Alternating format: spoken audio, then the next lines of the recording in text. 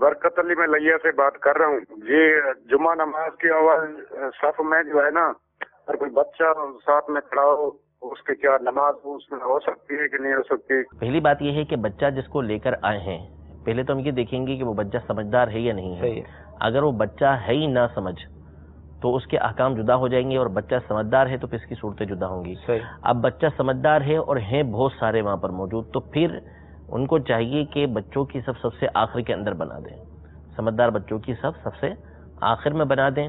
और बच्चा एक ही है, एक ही बच्चा आया है, तो फिर हुक्म ये है कि इसको भी पहली सफ के अंदर दाखिल कर सकते हैं कि ये पहली सफ के अंदर दाखिल हो जाए। और नमाज के लिए खड़ा हो चुका है बच्चा, पहली सफ में है, दूसरी सफ में है, दरमियान में खड़ा हुआ है, नमाज शुरू हो चुकी है। अब वो समझदार है, नमाज पढ़ना जानता है कि नमाज कैसे पढ़ी जाती है, तो अब ये हुक्म नहीं है कि इसको निकाल के साइड में कर दिया जाए, नहीं, बल्कि वो नमाज पढ़ रहा है तो उसको नमाज पढ़ने दी जाएगी, नमाज दूसरों की भी हो जाएगी।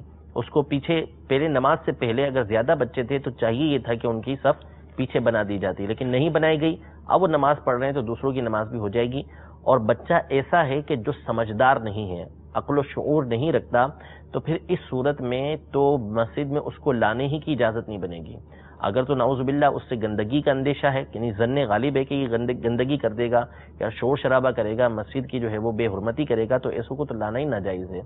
ठीक है, तो इसलिए ऐसे बच्चों को नहीं लाना चाहिए। अच्छी बात है कि बच्चे की आदत बने, लेकिन जब बच्चा इतना समझदार हो जाए कि मस्जिद के आदाब को बजा लाएगा, एहतराम बजा लाएगा, तो उसके बाद उसको मस्जिद के अंदर लेकर आए। हम सबसे ज्यादा जो उम्मत के खैरखा हैं वो नबी के करीम सल्लल्लाहु अलैहि वसल्लम की ज़ात गिरामी है। खुद इरशाद फरमाते हैं कि इन्नमा जुइलत कुर्रतु ऐनी फिस्सलाह, कि नमाज के अंदर जो है वो मेरी आंखों की ठंडक बनाई गई है। कि लोग नमाज अदा करें तो हुज़ूर अलैहिस्सलातु वस्सलाम की आंखों की ठंडक वाला काम कर रहे होते हैं, लेकिन इसके बावजूद नबी की करीम सल्लल्लाहु तआला अलैहि वसल्लम बच्चों के हवाले से इरशाद फरमाते हैं कि जन्निबू मसाजिदकुम, कि अपनी मस्जिदों को बच्चों और पागलों से बचाओ।